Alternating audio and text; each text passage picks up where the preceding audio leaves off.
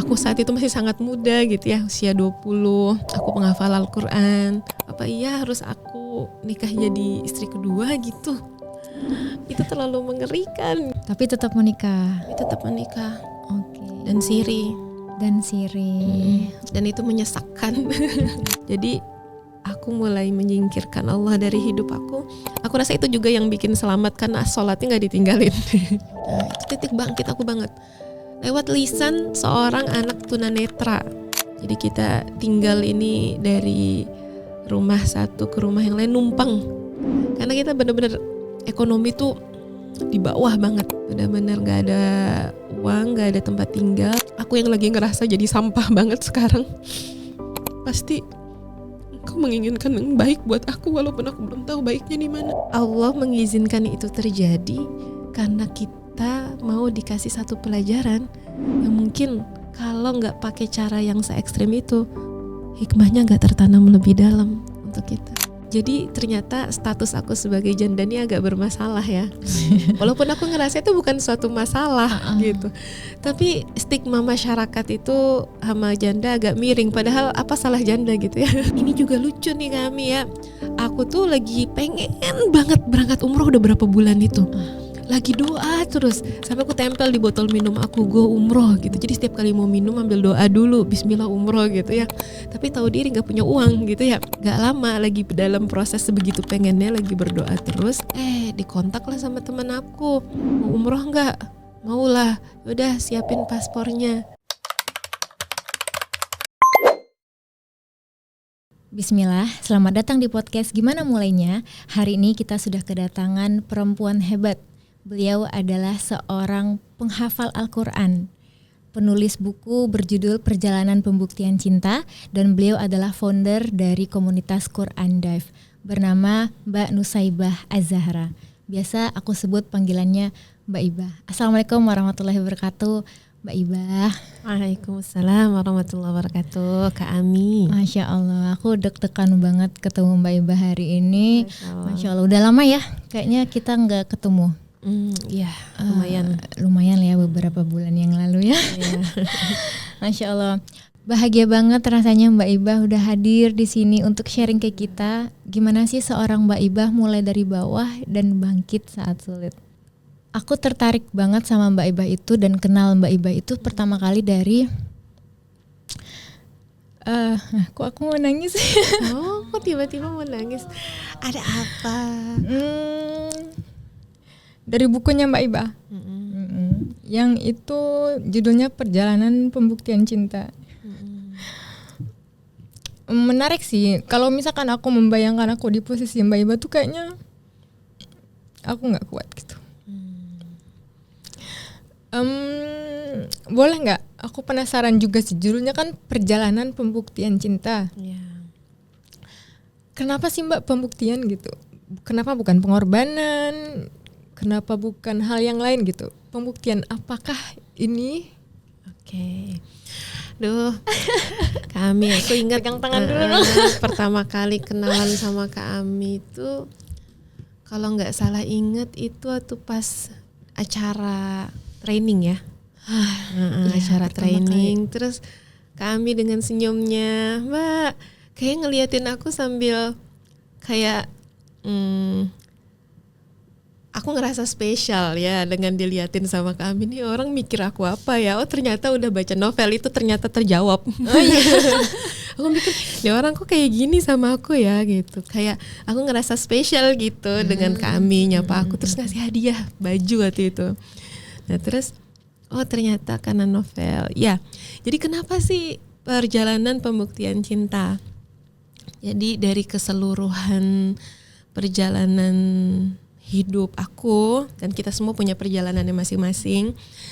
Pernah ada satu momen aku mulai kenal cintanya Allah dan bertekad pingin menjadi hamba yang mencintai dan dicintai Allah tersebab satu hadis. Jadi saat itu lagi mulai masa remaja ya. Remaja itu udah mulai kenal cinta gitu kan, mulai bertanya-tanya. Nah ternyata lewat sebuah hadis tentang cintanya Allah kepada seorang hamba, itu yang bikin aku bertanya-tanya lagi nih, loh ada cinta yang kayak gini ya gitu. Jika Allah mencintai seorang hamba, maka dia akan mengabarkan kepada penghulunya malaikat, yaitu malaikat Jibril, bahwa Allah mencintai hamba tersebut. Maka malaikat Jibril akan mencintai hamba itu juga. Dan penduduk langit juga ikut cinta, dan dia diterima di bumi oleh penduduk bumi. Aku yang saat itu baru kenal cinta kan, bertanya-tanya kok ada cinta yang kayak gitu sih, kayaknya luas banget cintanya.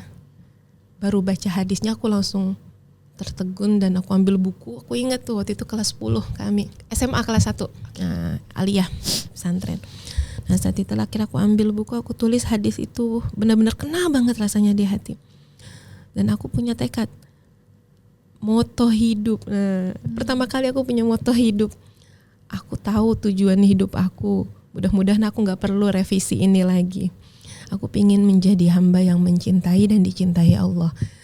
Lewat motivasinya lewat hadis tersebut. Ya mungkin Allah menyentuhnya lewat itu ya. Nah setelah itulah perjalanannya sampai akhirnya seperti yang dituliskan di novel gitu ya. Itu semua seperti lagi ditagih sama Allah. Iya kamu mau serius cintain aku?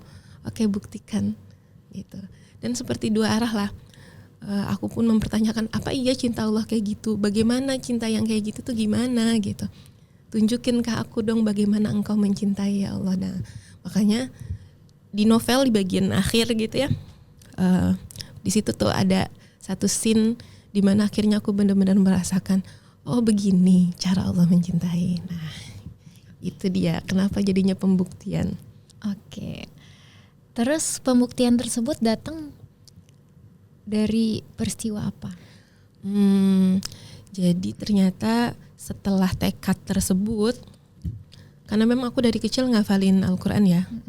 Setelah tekad tersebut, jalan aku ke arah jalan Quran itu kayak sama Allah makin diarahkan ke sana. Kan ceritanya aku sempat terima di kedokteran ya.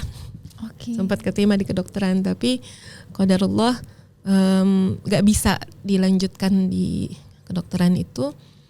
Masuk pesantren lagi tuh, lulus aliyah, masuk pesantren khusus tahfidz. Nah ternyata begitu masuk pesantren tahfidz itulah kayaknya ini jawaban dari doa aku sendiri deh. Aku pingin jadi hamba yang mencintai dan dicintai Allah. Kenapa jalannya harus Quran sih? Kenapa gak lewat yang lain gitu? Tapi ternyata begitu makin dihafalin, makin diulang, makin menyelam di dalamnya, aku makin ketemu, ya ini jalan yang Allah pilihkan dan aku sama sekali gak menyesal dengan jalan ini gitu. Karena aku makin kenal Allah dan cintanya lewat Al-Quran gitu. Nah setelah ngafalin Quran selesai di usia 19 tahun itu, tambahin lagi satu tekad. Aku gak kepingin cuma sekedar hafalan Quran ini sekedar jadi hafalan aja, tapi aku pingin jadi pengamal Al-Quran juga. Nilai-nilai Quran itu aku terapkan di diri aku gitu ya. Nah ternyata setelah tekad itulah datang tuh ujian yang aku benar-benar gak pernah menyangka itu yang jadi bagian aku. Apakah itu? Iya, apakah itu? Ada di novel, baca novel aja. Buat pendengar kita yang mungkin belum tahu kisahnya Mbak Iba, yang tadi bikin aku kayaknya aku nggak bisa deh gitu. Mungkin boleh Mbak Iba. Jadi proudnya aku, kebanggaan aku ke diri aku sendiri adalah aku saat itu masih sangat muda gitu ya, usia 20. Terus aku penghafal Al-Quran, aku punya semangat yang besar gitu ya, semangat yang besar, pingin jadi penghafal Al-Quran sejati. Nah di tengah kondisi lagi bebenah diri itulah dapat tawaran menikah dari orang tua. Sebenarnya biasa aja sih soal tawaran nikah ya, tapi yang menjadi bikin kaget ya ternyata tawarannya nikah sama orang yang sudah berkeluarga. Waktu itu kondisinya aku lagi sakit lagi. Jadi malah jadi merenung gitu pas ditawarin tuh. Ini orang kayak gini kayaknya gak mungkin masih sendirian nih gitu ya. Kayaknya ini orang udah berkeluarga nih. mungkin kalau aku nggak lagi dalam tekad pingin mengamalkan Quran, jadi hamba Allah yang mencintai dan dicintai Allah, mungkin aku udah langsung kabur kali. Gitu ya. Iya. Tapi karena lagi dalam tekad itu kan, maka aku bilang gini ke Abi, aku tuh kan nggak tahu apa yang terbaik buat aku. Aku tanya Allah dulu ya, aku istikharah dulu ya, gitu. Aku istikharah dulu. Dan waktu itu belum tahu waktu di awal kalau ini orang udah berkeluarga. Tapi ada beberapa tanda-tanda lah yang aku dapat gitu ya dari hasil istikharah itu. Walaupun sampai akhir pun istikharah tetap aja nggak ada rasa mau gitu. Yang ada kayak malah makin takut, makin apa iya harus aku nikah jadi istri kedua gitu. Itu terlalu mengerikan gitu ya. Dan jarak umurnya kalau boleh tahu berapa, Mbak? 18 tahun ya. Ini kisah udah lama sebenarnya kami ya. Udah 15 tahun lalu. Masya Allah. Jaraknya udah lama sekali. Tapi kalau aku ingat-ingat itu ya, aku selalu merinding gitu. Merindingnya lebih ke, ini lebih dari sekedar perjalanan hidup sih. Tapi kayak apa ya, mungkin aku nggak paham nih, mungkin nanti bisa dicari tahu ya kami ya, kenapa setiap kali ngomongin itu aku selalu gemeter gitu. Apa gitu? Karena trauma atau karena memang ada apa hal yang lain gitu. Emang ketika berbicara itu yang kerasa tuh apa ya?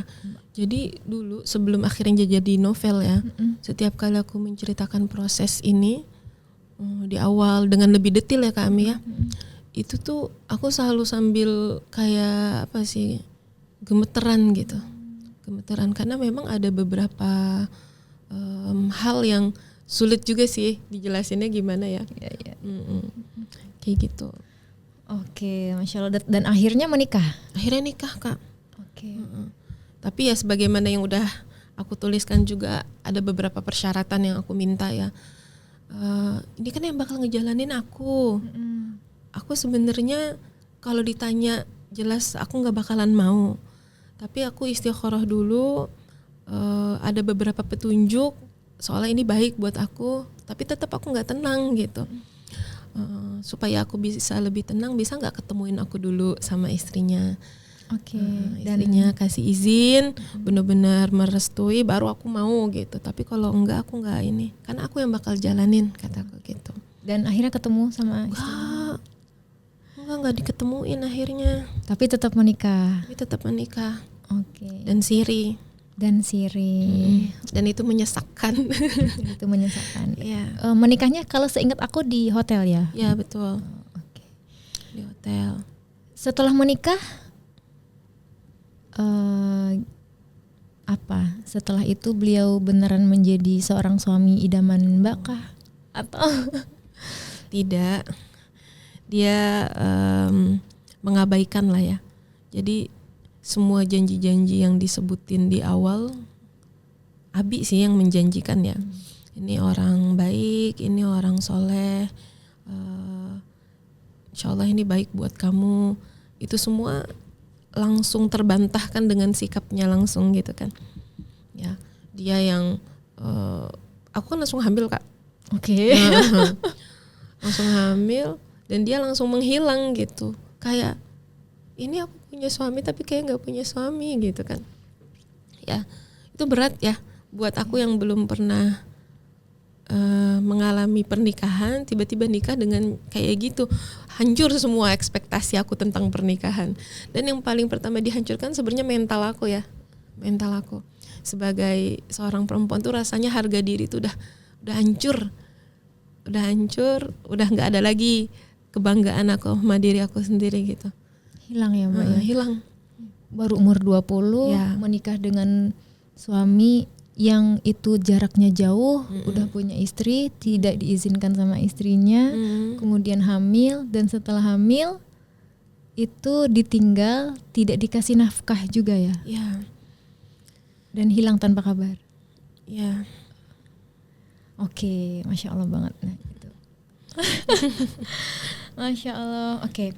Di saat fase Mbak Ibah seperti itu, ada nggak satu kalimat yang sering banget Mbak ucapin, di mana kalimat itu tuh nguatin Mbak banget? Oke. Jadi waktu di awal-awal terjadinya, aku selalu ngomong sama diri aku sendiri saat semuanya rasanya makin berat gitu ya. Aku bilang semua pasti ada hikmahnya. Semua pasti ada hikmahnya. Ini pasti baik buat aku. Walaupun aku belum tahu baiknya di mana. Itu sering banget aku ulang-ulang. Walaupun saat semuanya makin tambah nggak baik-baik aja, rasanya kata-kata itu udah nggak mempan lagi gitu. Tambah nggak baik-baik tuh Iya. apa tuh? Iya, maksudnya rasanya semuanya makin terasa mengungkung gitu. Dalam kondisi lagi hamil, kelaparan Kak, kelaparan, deril nggak ada makanan sama sekali. Dan kondisi keluarga ekonomi. Ya. Dan itu udah mulai ada teror-teror masuk kan lewat. Aku tahu trauma dengar bunyi HP. Oke, maaf. Teror. Ya, Apa tuh? SMS dari nomor nggak dikenal, telepon dari nomor nggak dikenal. Yang Untuk kalau meneror? teror aku. Untuk hal? Ya intinya ngata-ngatain aku lah sebagai ngata. perusak rumah tangga, Oh, oke. penghafal Al-Quran gak punya hati, munafik, kayak gitu-gitu. Dan itu cukup untuk menghancurkan aku. Bahkan tanpa itu aja aku udah hancur gitu kan. Nah ditambahin itu, jadi mental down aku, ya itu sebabnya. Telepon, kalau diangkat nggak ada suara, tapi nyambung gitu. Dan itu biasa teleponnya dari jam 12 malam sampai jam 3 pagi Kak. Sampai aku nggak trauma mendengar bunyi HP gitu. Gimana aku bangkit dari situ ya? Ya, saat semuanya mulai terasa makin berat gitu kan, rasanya kayak udah nggak ada hikmahnya ini. Tadi kan ditanya, pasti ada hikmahnya. Nggak, ini nggak ada hikmahnya. Jadi nggak percaya. Ya, ini pasti baik buat aku, nggak, ini sama sekali nggak baik buat aku. Akhirnya mulai deh blaming, membenarkan semua umpatan kasar si chat dari nomor nggak dikenal itu. Iya kayaknya emang aku sejahat itu deh. Iya kayaknya emang aku nggak tahu diri deh. Iya kayaknya, wah dibenerin semua. Padahal aku nggak seperti yang dia bilang gitu. Tapi akhirnya aku benar-benar menerima mentah-mentah semua omongan jahat itu. Oke. Dan di saat fase Mbak udah merasakan let's say hina itu dan membenarkan semua perkataan yang tidak baik itu, apa fase yang membuat Mbak itu bisa bangkit? Di mana ya? Jadi semuanya berat banget, sampai anak lahir pun masih terasa berat. Sampai setelah anak di usia yang keberapa gitu ya. Jadi pertama bangkitnya itu justru dengan berusaha mengatur semuanya sendirian. Masih ingat kan tadi di awal apa yang bikin aku bisa bertahan awalnya itu karena aku lagi bertekad jadi hamba yang mengamalkan Al-Quran. Aku tahu yang lagi aku lakukan ini, aku berharap dapat cintanya Allah gitu ya. Tapi ternyata kok sehancur ini hidup dengan niat tersebut ya. Aku sempat revisi niat aku tuh. Jadi aku revisi, kayaknya itu bukan tujuan yang ideal deh. Kayaknya kebahagiaan aku tuh gak usah aku sandarin ke Allah, cinta aku gak usah aku sandarin ke Allah. Bahagia aku yang perjuangkan sendiri. Jadi aku mulai menyingkirkan Allah dari hidup aku, tapi tetap sholat ya, alhamdulillahnya. Aku rasa itu juga yang bikin selamat karena sholatnya gak ditinggalin. Ya, mau jadi orang biasa aja, aku gak mau ngafalin Quran, kayak orang biasa aja lah hidupnya pada baik-baik aja tanpa niat pingin jadi hamba yang mencintai Allah dan dicintai Allah. Maaf, ibaratnya tuh kayak aku udah ngafal Quran nih, Allah kok hidup aku kayak gini gitu kali ya. Jadi pengen jadi orang yang biasa aja, tuh orang-orang yang nggak ngafal juga hidupnya justru bagus gitu mungkin. Betul. Sempat kepikiran kayak gitu. Sempat kepikiran gitu. Dan aku ingat banget, aku update story, bukan story, update. Kalau di Facebook tuh apa sih namanya? Postingan. Kan ada foto profile lah, di belakangnya tuh ada lagi tuh. Sampul. Aku inget banget. Aku ganti foto profile itu pakai foto aku lagi madep ke langit yang gelap. Nah disitulah aku mulai bertekad akan aku hadapin semuanya gitu. Maksudnya newborn. Okay. Kok jadi newborn hadapin sih? semuanya tapi tanpa Allah. Ya, tapi tanpa Allah gitu. Jadi kuat sendiri gitu. Tapi ternyata setelah dijalanin, kayak capek yang gak ada obatnya gimana sih? Nah, kalau sebelumnya sama-sama melelahkan, tapi hati tetap oke, terobati gitu. Tenang. Tapi setelah aku memutuskan berpegangan sama diri aku sendiri, ternyata diri aku selemah itu ya. Gak bisa ternyata. Gak bisanya tuh ngerasa kayak kering gitu kah atau? Kering, hampa, kehilangan arah. Aku paham, kayaknya itu fase-fase kegelapan di hidup aku justru. Oke. Ya. Titik bawahnya saat udahlah dengan segala kejadian yang terjadi, melepas Allah. Kayak ya Allah, aku bisa sendiri gitu ya. Aku bisa sendiri tanpa engkau. Aku cari kebahagiaan aku sendiri. Ternyata kan malah makin down. Makin down. Nah, barulah setelah itu bangkitnya waktu diajakin temen. Nah, ini fungsi temen nih, hati-hati ya. Kalau kita punya temen yang baik, kalau kita lagi ngedown, punya temen baik nih kan, dia ngajakin ke arah yang baik juga kan. Kebayang gak kalau lagi kondisi kayak gitu terus ada temen, aku punya temen yang ngajakin aku buat ngelakuin hal-hal yang aneh-aneh, coba.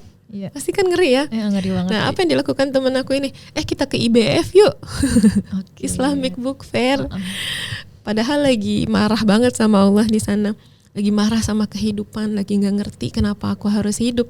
Mainnya ke IBF, lucu banget kan. Gak punya uang buat beli buku juga, jalan aja gitu ya, keliling-keliling. Ternyata di sana Allah nyapa aku lagi lewat ayat Al-Quran. Di Quran surah Taubah ayat 111. Nah, itu titik bangkit aku banget. Lewat lisan seorang anak tunanetra. Nah, kalau di film itu digambarkan sama ibu-ibu yang jualan kerupuk, tunanetra itu, yang dia ditipu sama orang. Nah, aslinya itu adalah seorang anak kecil penghafal Al-Quran, tunanetra, yang dia baca hafalannya. Di situ kan aku lagi marah banget sama kehidupan kan, kayak yang harusnya kalau mau marah bukankah dia yang harusnya lebih marah? Dia nggak bisa ngelihat dunia ini, tapi dia tetap pegangan Quran loh gitu. Dia tetap ada di sana dan aku memutuskan untuk pergi karena ngerasa paling menderita. Ya, ayat Quran itu yang bikin aku apa itu ayatnya? Ya, jadi ayatnya itu tentang Allah menginformasikan bahwa innallaha ashtara minal mu'minina anfusahum wa amwalahum bi anna lahumul jannah yuqatiluna fi sabilillah fa yaqtuluna wa yuqatalun wa'dan 'alaihi haqqan fit tawrati wal injili wal qur'an wa man awfa bi 'ahdihi minallah fastabshiru bi bai'ikumul ladzi bay'atum bih wa dzalika huwal fawzul 'adzim. Jadi karena dulu ngafalin Qur'annya sambil berusaha memahami isinya, ayat itu rasanya dekat banget sama aku. Pas keluar dari lisan anak itu, sungguhnya Allah telah membeli dari orang yang beriman harta dan jiwa mereka untuk ditukarkan dengan surga. Sehingga mereka berjuang, lalu ada yang terbunuh, ada yang membunuh, sebagai sebuah janji yang sudah Allah sebutkan, janji yang benar disebutkan di dalam Taurat, Injil, dan Al-Quran. Memang sebenarnya ini ayat tentang ayat jihad ya. Tapi bukankah perjuangan ini hidup aku saat itu pun aku lagi di tengah medan perang sama diri aku sendiri kan. Medan perang untuk mau memilih untuk taat atau nggak taat, memilih untuk iman atau nggak iman. Itu aku lagi di tengah-tengah medan perang, dan saat itulah aku bilang, ya Allah, aku baru dikasih cobaan, dipinjem dikit nih jiwa aku untuk ditukar sama surga. Tapi aku lupa itu dan memutuskan untuk pergi dari Engkau. Nah, di bagian akhir ayatnya tuh yang paling bikin kayak iya ya Allah gitu. Gak ada. Apa coba? Waman aufa bi ahdihi min Allah. Saat itu kan kesannya kayak aku lagi dihianatin banget sama dunia kan. Bahkan mungkin sama Allah. Ya. Terasanya. Tapi ternyata di situ Allah nyapa aku dengan kalimat tersebut. Waman aufa bi ahdihi min Allah. Memang siapa yang lebih menepati janji dibandingkan Allah? Maka aku bilang, Engkau baik ya Allah, dan gak mungkin aku disia-siakan begini. Aku yang lagi ngerasa jadi sampah banget sekarang. Pasti Engkau menginginkan yang baik buat aku, walaupun aku belum tahu baiknya di mana. Nah, bagian lanjutan ayatannya, fastabshiru, maka bergembiralah, bibayaikum alladzi bay'atum bih, dengan jual beli yang lagi kamu lakukan sama Allah ini. Ya Allah, walaupun aku gak ngerti kenapa aku harus berbahagia dengan semua kesulitan ini, tapi aku memutuskan untuk percaya sekali lagi. Nah, disitulah balik lagi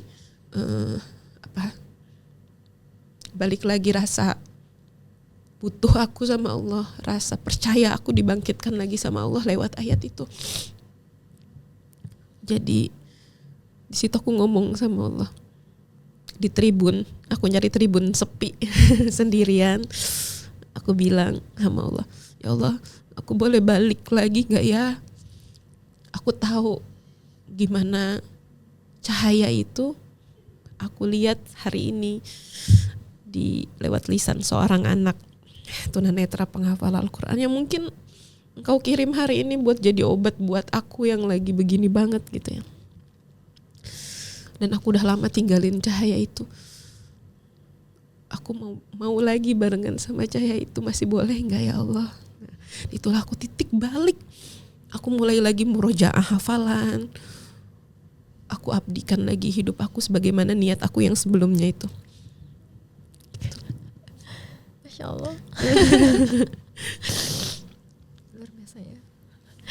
Dari sini tuh aku sadar ini, sepenting itu kita punya teman ya Mbak. Iya betul. Walaupun sebenarnya dia cuma ngajakinnya ke IBF gitu ya.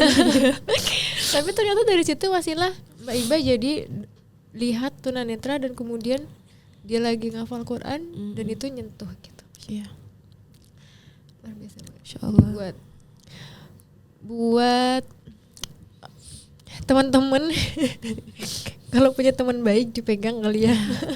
Dan kalau misalkan ada temennya yang lagi kelihatan kayak ada yang nggak beres nih gitu, mungkin disapa kali Mbak ya. Disapa dan diajak main aja tanpa perlu untuk lo kenapa gitu ya, tanpa harus ayo cerita gitu. Kadang Gak mungkin masalahnya, ajak aja gitu ke makan keluar gitu ya. Dan yang insya Allah yang positif. Insya Allah tabarakallah. Oke, jadi titik baliknya pas diajak itu ya. Iya. Setelah itu langkah pertama yang Mbak Ibah lakukan. Langkah pertamaku, aku cari tempat untuk setoran hafalan Al-Quran. Jadi sebenarnya sebelum mencari tempat itu, aku mulai murojaah lagi kan. Cuman memang waktu itu aku kondisinya sambil kerja, single parent dong kan. Ya bukan single parent juga ya. Karena kan suaminya ada tapi pergi. Iya, tinggal ya. Ya aku barengan sama anak aku. Kita masih tinggal bareng sama orang tua. Terus di sanalah aku bikin komunitas pertamaku, namanya Hufaz Online. Jadi ngajakin orang-orang yang sudah punya hafalan, niat awalnya mah ya, sudah punya hafalan Quran, yuk kita murojaah lagi, walaupun via online dengan memanfaatkan kecanggihan teknologi saat ini gitu. Kalau dulu tuh pas online awal-awal setorannya via telepon.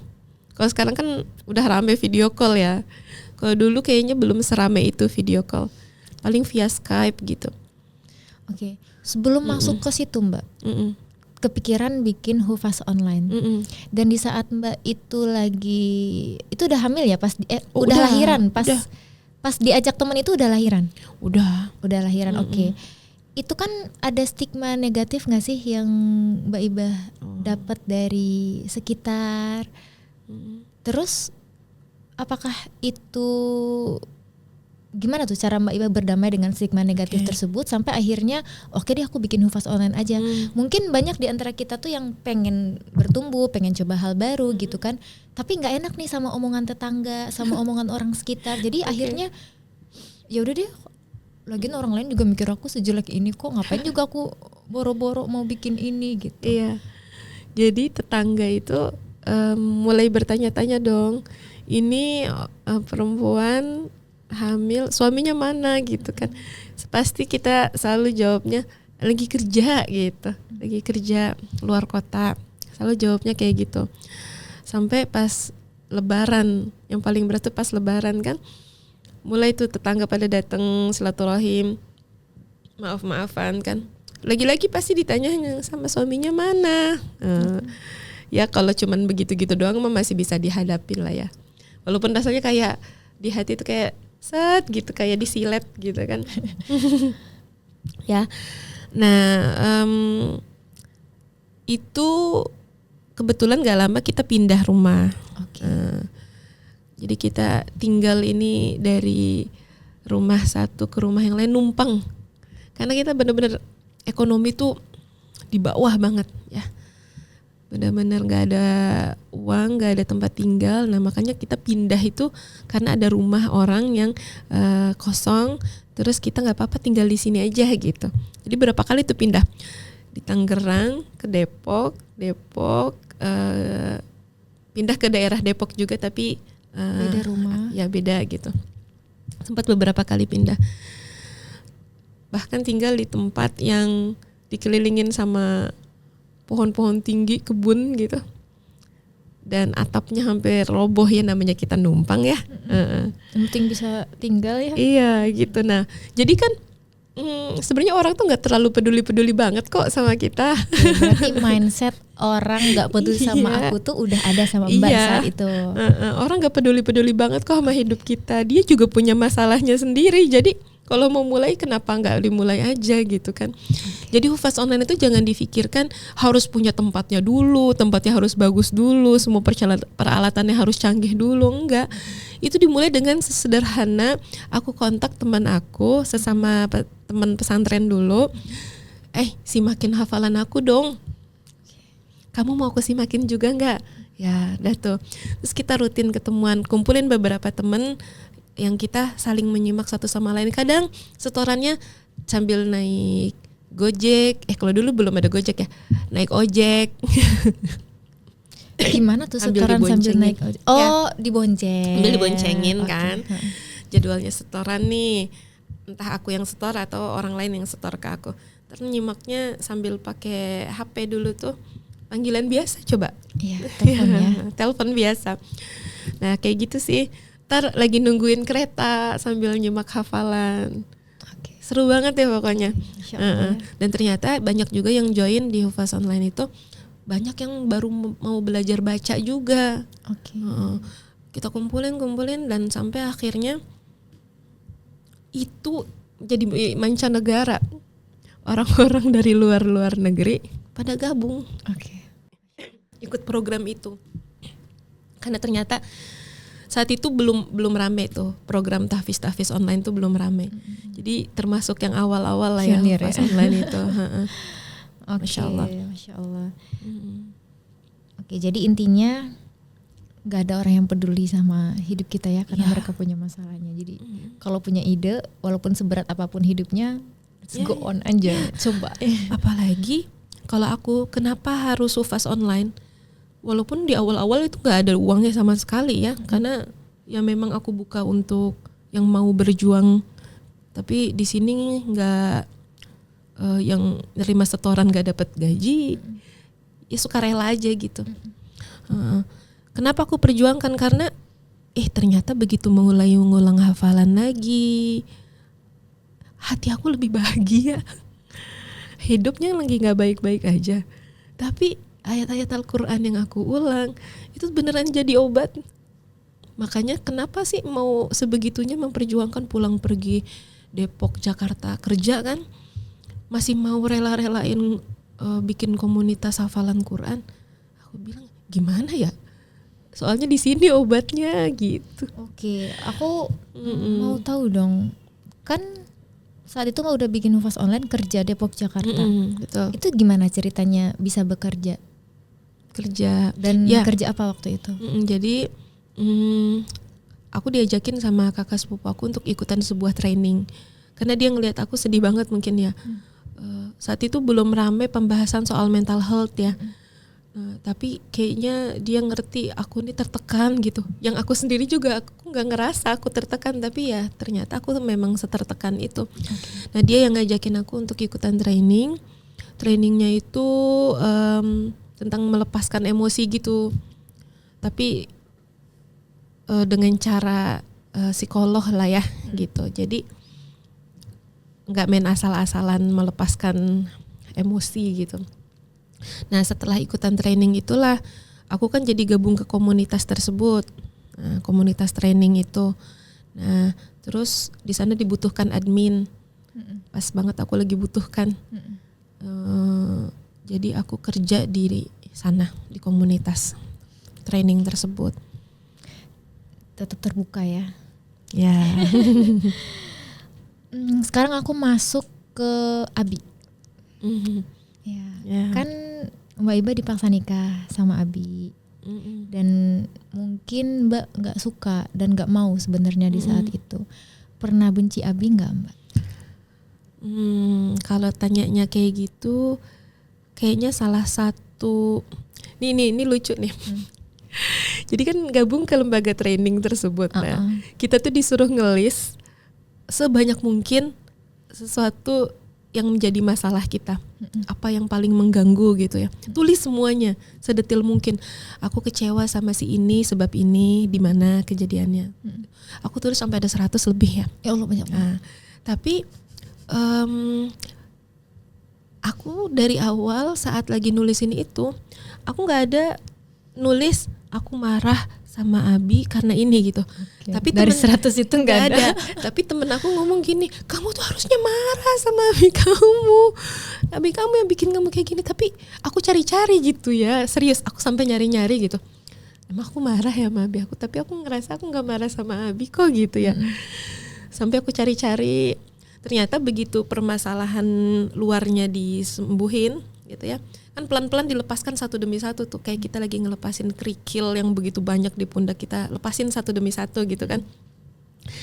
Jadi yang paling besar terasa di aku justru rasa bersalah dari diri aku sendiri.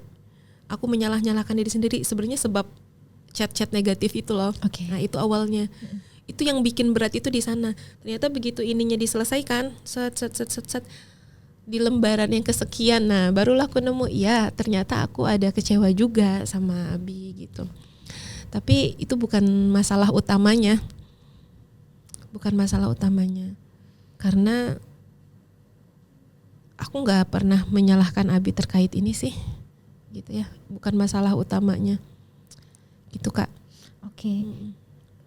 Ini mungkin buat pesan buat mereka, teman-teman kita yang nggak tahu cara melepas kerikil-kerikil tadi itu loh Mbak. Oke. Itu kalau versi Mbak Iba gimana ya? Versi aku ya. Memaafkan, menerima, kan berat loh.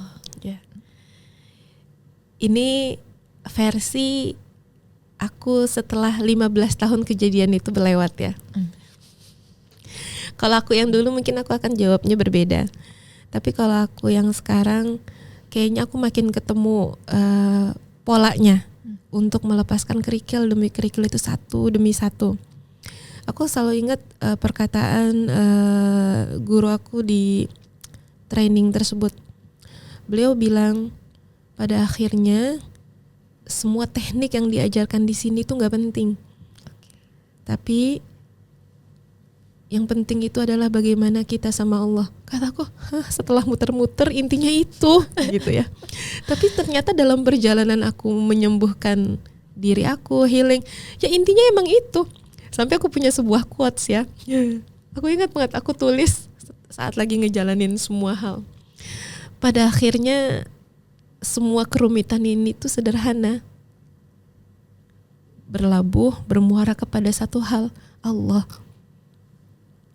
Udah itu. Jadi emang ya kita nggak bisa lari kemana-mana gitu dari Allah. Sampai, nah ini tipsnya.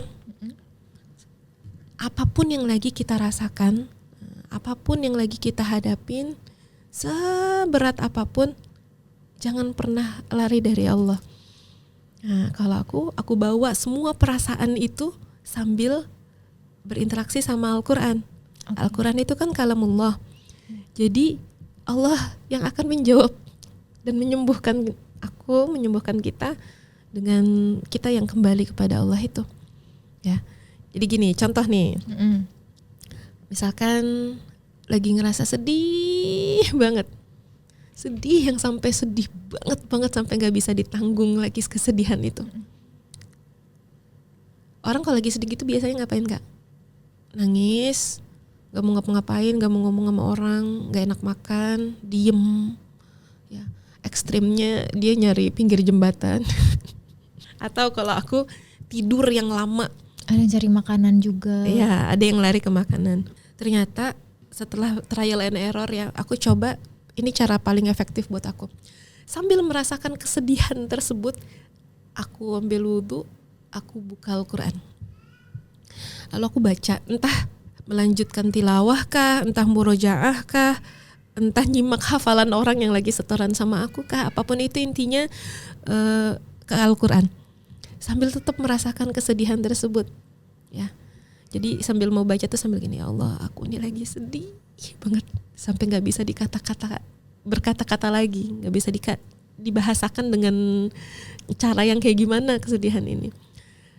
Aku datang padamu, aku bawa kesedihan ini, sembuhin aku dengan Al-Quran yang aku baca. So aku baca pelan-pelan, jangan buru-buru ya.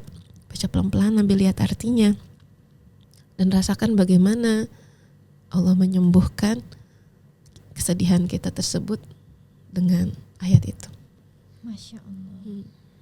Berlaku untuk emosi yang lain juga, marah, kecewa, takut, dibawa baca Quran dan semua ayat itu terasa jadi kayak berbeda gitu. Kalau kita bacanya dalam kondisi nggak lagi ngalamin emosi itu, mungkin ayat itu kita nggak paham maknanya. Tapi saat kita baca dalam kondisi lagi sedih gitu ya, lagi mengalami emosi-emosi tertentu, jadi ayatnya jadi kayak hidup gitu. Ada satu contoh ya Kak. Nih, aku lagi ngerasa nggak ngerti banget kenapa aku harus hidup. Saking beratnya kondisi saat itu, berat. Nah, aku tetap murojaah kan, aku harus murojaah kan saat itu. Sampailah di ayat walaqad kuntum tamannawunal mauta min qabli an talqaw faqad ra'aitumuhu wa antum tanzurun. Engkau berharap untuk mati sebelum kamu benar-benar menghadapinya. Sekarang kamu melihatnya. Walaqad kuntum tamannawunal mauta min qabli an talqaw faqad ra'aitumuhu wa antum tanzurun. Sekarang kau melihatnya dan engkau benar-benar menyaksikannya. Jadi kayak kok bisa ngepas nih ayat nih gitu ya. Aku nih lagi nggak ngerti kenapa harus hidup. Ternyata memang ada masa-masa di hidup kita yang bikin kita tuh kayak kehilangan pegangan gitu ya. Ya memang nggak mudah, tapi Allah mengizinkan itu terjadi karena kita mau dikasih satu pelajaran yang mungkin kalau nggak pakai cara yang se ekstrim itu, hikmahnya nggak tertanam lebih dalam untuk kita. Jatuhnya benar-benar dalam untuk Ya. kita. Kadang dapat hikmah yang Ya Allah betul. kasih. Akhirnya kan jadi akrab sama ayat-ayat Quran yang kita baca sambil dengan berbagai macam emosi yang kita bawa. Mungkin mau lari kemana sih? Ya. Iya. Mau lari kemana sih? Udah berhentilah lari gitu, hadapin. Tapi jangan sendirian, barengan Allah. Oke. Jadi caranya, kalau yang aku simpulkan, kita benar-benar bilang sama Allah jujur ya. Ya Allah aku marah, sembuhin. Ya Allah aku sedih, sembuhin, sambil kita baca Quran itu ya Mbak. Ya. Aku marah, aku sedih dengan segala macam emosi yang itu ya. Dengan kejadian ini, kasih aku nasihat dong. Aku harus ngapain? Minta Gitu petunjuk. Ya. Nah, aku sama suami ada bikin produk tuh. Judulnya The Living Quran Jar. Untuk nemenin kawan-kawan yang memang mengalami berbagai macam emosi tersebut kan dalam menjalani hidup. Nah, kita bikin ada 5 series. Jadi ayat-ayat Al-Quran tematik gitu kami. Ada 5 ya. Ada miracle, hufaz, parenting, marriage, sama healing. Jar tuh apa ya maksudnya? Jar itu jadi kayak macam toples kecil gitu. Mbak Ila bawa? Iya, saya Ada bawa. nggak? Oh oke. Oke, mau lihat. Ini dia Kak Ami. Jadi terkadang kita kan udah ada nih yang ngelakuin. Ya saya udah baca Quran tapi saya kok nggak ngerti apa yang saya baca ya, dan apa kaitannya sama masalah saya gitu ya. Karena temanya luas banget kan kalau Al-Quran. Nah jadi aku sama suami ada bikin dikumpulin ayat-ayat yang berkaitan dengan tema-tema tertentu tadi itu ya. Kalau lagi masalahnya terkait, aku nih lagi butuh keajaiban di hidup aku gitu ya. Nah bukannya ini nih aku bawa yang jar miracle. Kami mau coba. Boleh. Iya, jadi gini. Cara pakainya adalah? Cara pakainya gini. Kayak tadi kami ngomong dulu sama Allah, ya Allah. Aku nih lagi butuh nasihat. Aku lagi butuh keajaiban di hidup aku. Aku siap dengerin nasihat darimu dan siap taat sama engkau. Menarik. Ya. Berarti aku sekarang coba aku mau ngomong dulu sama Allah ya. Ya boleh. Terus bismillah. Ya, terus diambil. Bukan nih. Jadi isinya tuh satu jar tuh ada 100 ayat dengan tema terkait ya. Nah, nanti ada tadabbur singkatnya dan ada what to do. Nah, tadi udah action kan? Juga. Tadi udah janji di awal, siap dengar dan siap taat, berarti actionnya harus dilaksanakan. Oke, ini aku pilih. Ya, acak aja. Bismillahirrahmanirrahim. Ya. Bismillah. Bismillah. Malah jatuh. Ya Allah. Quran surah. Bener banget lagi. Coba Quran surah. At-Talaq ayat 3. Dia memberi rezeki dari arah yang tidak disangka-sangka. Masya Allah. Insight. Aku punya cara yang tak kamu tahu, cukup percaya, bukan curiga. Tahu nggak tadi aku ngomong apa? Pengen lebih bermanfaat, berdampak. Mungkin salah satunya dengan ada podcastnya ini gitu kan. Dan ini jadi relate banget sama jawabannya Allah. Kayak rezeki dari arah, Allah tuh ngasih rezeki dari arah yang tak disangka-sangka gitu. Alhamdulillah. What to do-nya? Jangan hitung-hitung rezekimu hari ini, fokus memberi terlebih dahulu. Pas ya. Pas banget kan? Ya. Oke. Langsung dah dijalanin. Jadi sebenarnya ini ada kayak semacam jurnalnya juga. Jurnal TLQ jurnal kalau kita bilang. Jadi tantangan 40 hari mengamalkan Al-Quran pakai TLQ jar ini. Jadi tiap hari dapatnya apa, ayat apa, what to do-nya apa gitu. Dan ini tuh terasa hidup dan kayak relate banget itu ketika kita ngobrol dulu sama Allah, kita mau apa, minta petunjuk apa, terus kita ambil. Oh iya. Itu miracle-nya macam-macam banget sih. Jadi rasanya ya. Iya, miracle-nya macam-macam banget kami. Aku alhamdulillah aku juga jalanin kan. Jadi sebagai aku yang bikin produknya juga, aku sama suami juga mengamalkan juga semaksimal yang bisa kita lakukan. Alhamdulillah tuh kami. Aku dihubungin sama salah satu penerbit mayor ya, untuk kerjasama penerbitan buku sama mereka. Wah itu benar-benar aku lagi di tengah-tengah ngamalin ini, makanya aku bilang, "Duh ya Allah." Ngomongnya apa dulu sama Allah ketika sebelum dipanggil? Ya sebenarnya aku nothing tulus aja sih ya. Aku cuman bilang gini, "Ya Allah, aku nih serius banget pengen jadi ahlul Quran yang bukan cuman diakui sama orang, wah ini penghafal Al-Quran nih gitu.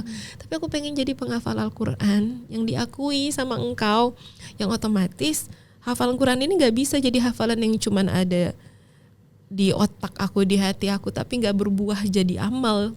Maka yang bisa aku lakukan ya ini, ya Allah, setiap hari 1 ayat aja aku berusaha mengamalkan sebisa aku. Mudah-mudahan engkau lihat ini, engkau ridho. Itu di tengah jalan tiba-tiba itu tadi 1 ya. Dan alhamdulillah bukunya udah terbit kami. Masya Allah. Iya. Aku mau lihat dong, Ya, mau aku nggak? kasih 1 buat kami. Masya Allah. Ya, mana bukunya? Ya, nah Ini dia. judulnya adalah Ini terlalu berat ya Allah. aku Ya. Ini Oke, tadabbur mau lihat dari ayat terakhir surah Al-Baqarah. Dan di dalamnya juga ada companion jurnalnya. Buat yang tadi gimana caranya ngelepasin beban-beban kerikil-kerikil yang kita lagi rasakan itu. Nah, insya Allah mudah-mudahan bermanfaat. Ya jadi mengamalkan Quran, dapat kesempatan menerbitkan buku di penerbitan mayor. dan ini salah satu keajaiban-keajaiban yang lagi-lagi Allah kasih. Ya betul, gitu. Masya Allah. Makin mengamalkan Quran, makin menyadari bahwa ya nih aku nih benar-benar nothing sih kalau tanpa Allah. Ini Allah. udah Ya open. sudah bisa dibeli kan? terbit, sudah bisa dibeli. Harganya berapa nih, Mbak? Harganya berapa ya? Nah itu kayaknya ada di belakang deh. Oke, nanti kita Iya. cek ya buat teman-teman yang mungkin butuh ini. Ya, ini terlalu berat ya Allah, tentang menemukan kekuatan dari harapan Kekuatan dari ayat dan terakhir. harapan dari ayat terakhir. Al-Baqarah, Masya Allah. Oke, alhamdulillah berarti terjawab ya cara ngelupasin kerikil-kerikil itu ya, dengan kembali minta tolong sama pertolongan Allah. Ya. Sekarang Mbak Ibah setelah pernikahan pertama, gimana tuh ceritanya ketemu dan akhirnya sampai ke pernikahan kedua hari ini? Ya. Jadi setelah pernikahan yang pertama, qadarullah suami pertama meninggalkan akhirnya. Jadi meninggal. Setelah itu aku fokus kerja ya. Aku fokus kerja, fokus ngajar Al-Quran, belajar Al-Quran. Sampai sempat hijrah juga ke Tanjung Pinang kan. Ngajar Al-Quran di sana sambil bawa anak aku. Si ini yang sulung pertama itu kan. Alhamdulillah ternyata temen kecil aku yang dulu sempat suka sama aku, dan dia nih sebenarnya banyak yang suka kami. Oke. Jadi aku tuh gak terlalu berharap lah ya menikah sama dia, tahu diri lah, janda punya anak 1, gak usah lah berharap yang muluk-muluk gitu ya. Tapi aku ingat banget dia tuh ada ketertarikan ke aku, dan aku juga ada ketertarikan sama dia. Tapi makin kita berjuang berdua memperjuangkan hubungan kita, mentok di orang tuanya, dia nggak mengizinkan. Oke. Menarik. Ya karena dia belum pernah menikah kan. Ini calonnya orang yang menikah dengan latar belakang kayak gitu. Mungkin orang tuanya kan jadi berpikir macam-macam juga, nih perempuan siapa, anak saya apa diguna-guna gitu ya. Jadi makin kita berjuang makin gak ketemu, bahkan sampai beberapa keluarga besar aku ngomong udahlah emang bukan jodoh kali, dan itu rasanya sakit banget ya kami. Sejujurnya aku pergi ke Tanjung Pinang tuh selain nyari tempat yang Qur'ani buat aku dan anak aku juga mengobati diri aku dari kekecewaan. Emang bukan jodohnya dia kali gitu. Jadi aku memutuskan pergi ke sana. Ternyata kami begitu di sana, yang harusnya kontraknya 1 tahun, aku cuma 3 bulan di sana, harus balik lagi ke Jakarta karena satu dan lain hal gitu kan. Apa itu? Ya. Jadi ternyata status aku sebagai janda ini agak bermasalah ya. Walaupun aku ngerasa itu bukan suatu masalah gitu.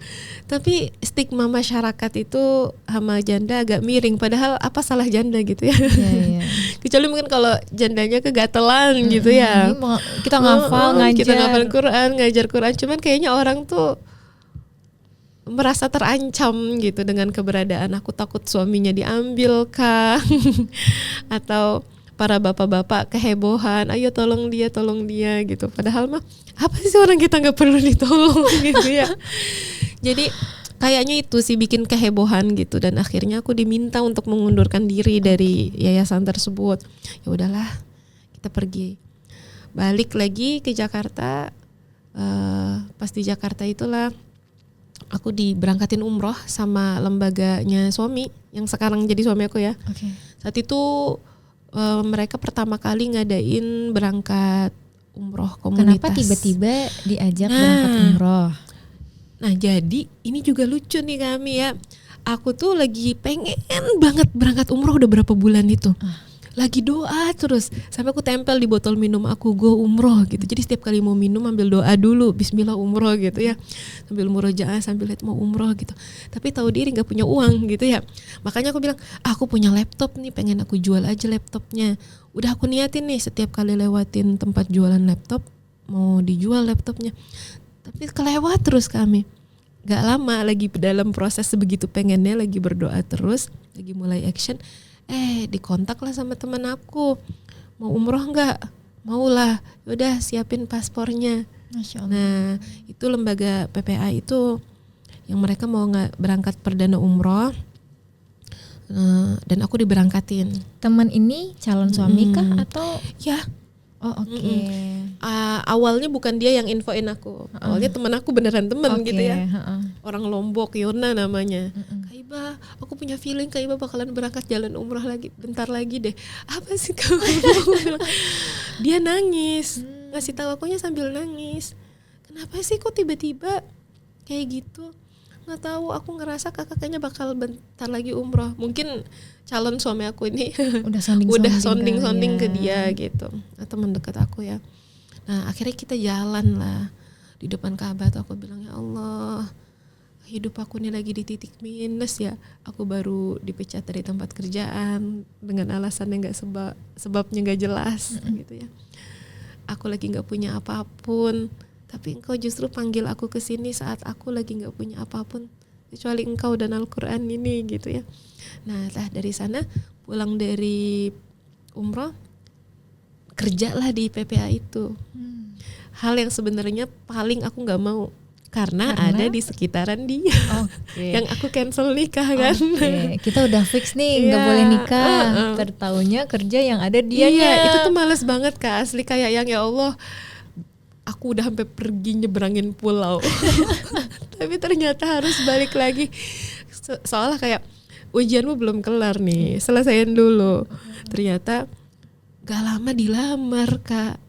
Agustus. Gimana ceritanya kok dilamar? Proses pelamarannya gini, kan tadi kan sebenarnya kita udah sama-sama oke ya.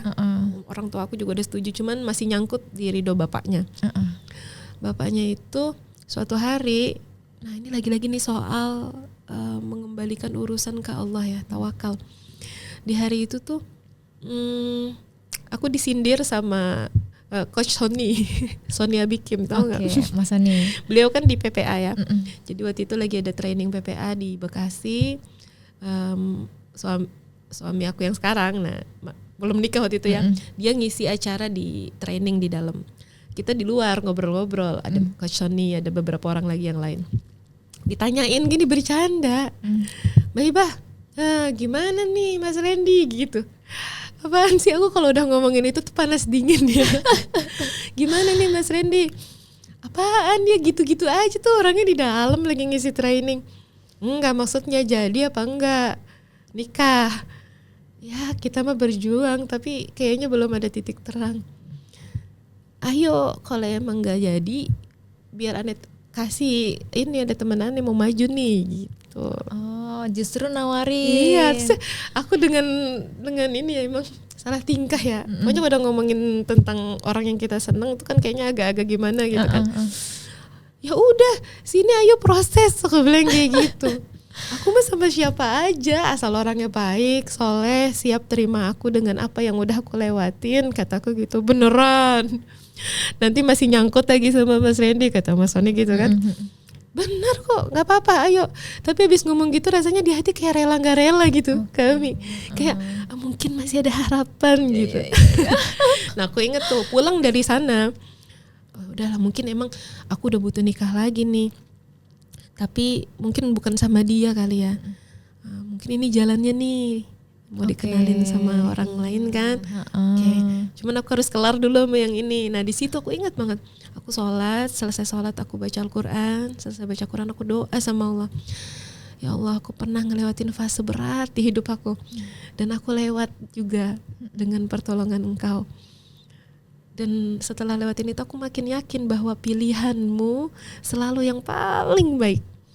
Maka begitupun juga pasti sekarang. Kalau misalkan emang sama dia itu yang terbaik, maka pasti baik. Akan ada aja jalannya. Tapi kalau bukan dia, aku ngomong sama diri aku sendiri, ya gak apa-apa kan kalau bukan dia. Apa juga kan kalau ternyata kata Allah itu bukan yang terbaik buat aku, kenapa aku maksa gitu. Oke. Kalau bukan dia, gak apa-apa ya Allah, gantiin yang lebih baik.